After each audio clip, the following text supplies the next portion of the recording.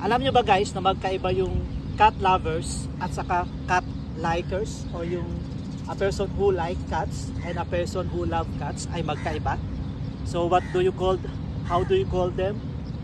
Ang tawag nyo sa kanila? A person who love cats is called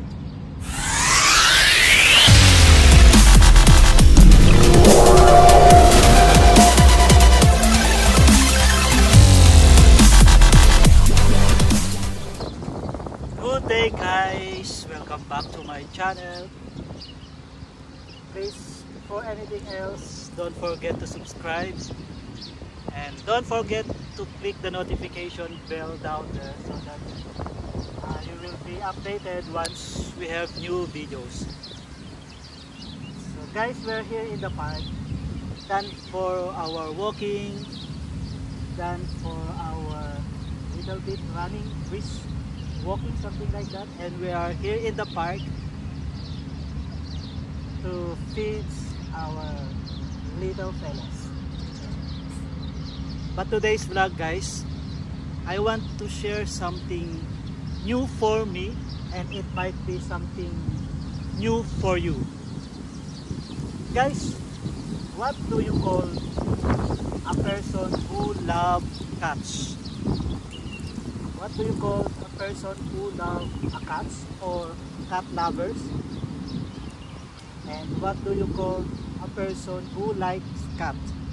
So I've been filming cats, feeding cats, caring cats, playing cats in the park for more than decades. Since I'm here in Abu Dhabi, I always play with cats, caring with cats, but I don't know what do you call the person who loves cats. What do you call the person who likes cats? Guys, do you know a person who loves cats? Do you know what do you call for them? It's ailurophiles. Ailurophiles from the Greek word means ailuros means cat, and philes means lover. So ailurophiles, a cat lovers. So ayun. And they said if you have 3 cats or more than 3 pets of cats and you finding yourself talking with them every time, and you are considered or probably ailurophiles. Ailurophiles. So there's a lot of cats. I give them a dry food. What do you call this? This one guys. So a person who loves cats called ailurophiles. So, there you go. Sa tinagal-tagal ko guys na nagpapakain ng pusa at nakikipaglaro sa pusa, di ko alam kung anong tawag dun sa ano, a person who loves cats. And now guys, there is one thing more. One more. A person who likes cats is different from a person who loves cats. A person who likes cats called Felinophiles.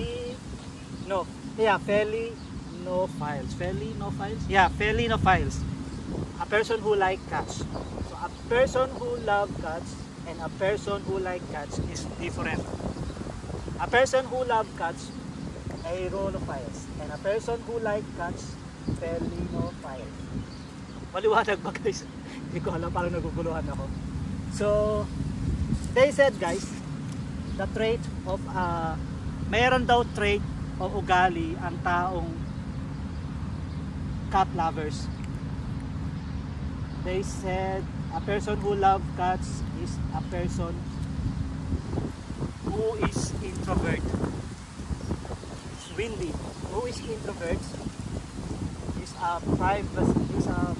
person of privacy. Siya ay privacy, creativity, independence, and yun. Ano ba yung traits ng mga introvert na tao? Mostly sa mga introvert na tao, yun daw yung yung mga taong mahilig sa cats. Totoo ba yun? O nagmamahal sa cats. Ayan. So, do I consider myself as cat lovers or cat likers?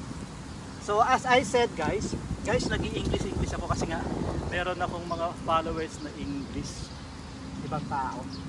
Kahit hirap ako sa pag-i-English, nag-i-English ako. Sorry guys hope you like it.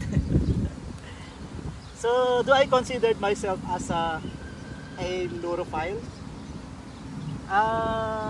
Not that much.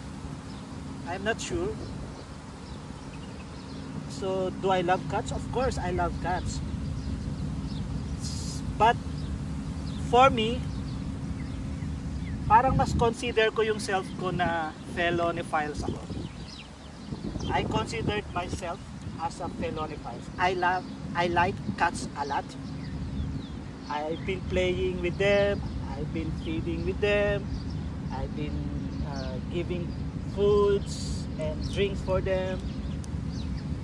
That's for sure. Pero as a lurophiles, maybe 60%. Ayan, dami nila guys. Oh, grabe. Wait guys, nangangawit yung kamay ko. So, ayan. Asa na ba tayo? Do I consider myself as a lurophiles? Yes, maybe 75%. Do I consider myself as a felonophiles? Yes. Kasi guys, ganito. Pag nakakakita ako ng pusa, natutuwa ako. Wow. Ganyan. So, pinapansin ko sila. I-recognize ko sila, nakikipag-friend ako sa kanila. Pero kapag nakapansin ako ng pusa na wild o yung, ano ba English sa pusa na mailap. Pag nakakita ako ng pusa mailap at ayaw ako, di ko na rin pinapansin. So, where is the love? So, yun yung para sa akin. Where is the love? Ayan. So, ano ba? Parang ang hirap, no? Nagpapakain ako ng pusa, nagpapainom ako ng pusa, nagigipaglaro ako ng pusa. Ayan. Wow, it's so love. Tapos, hindi pala ako cat lovers. Ibig ko sabihin, guys, since ngayon ko lang nalaman yung salitang lurophiles saka yung felonophiles, ngayon ko lang nakita yung self ko na hindi pala ako 100% cat lovers. Grabe yung yung hangin. Naririnig nyo ba ako guys? Pero 100% felonophiles ako. I like that. So that's what I mean. At yun yung shinare ko sa inyo guys na bagong salita sa akin. It's very new for me, pero di ko alam kung alam nyo na rin. At dun sa mga hindi pa nakakaalam, yun pala yung cat lovers. How do you call the person who love cats? What do you call cat lovers? Parang mga ganon, di ba? What do you call the person who like cats? What do you call the person who love cats? Ayun, ganun pala siya. So ngayon ko lang nalaman na a person who love cats is called a lurophiles, and a person who like cats is felonophiles. Felin from the word felins, di ba? Oh my God, it's so fluffy. Tignan nyo naman guys. Ang gaganda nila, di ba? So ngayon ko lang sila guys actually nahawakan ng matagal-tagal. Kasi halos linggo-linggo ako nag-feed sa kanila, nakikipaglaro. At saka ang mga cats pala guys, yung nila, yung memory nila. Saka meron silang pang-scent talaga. Scent.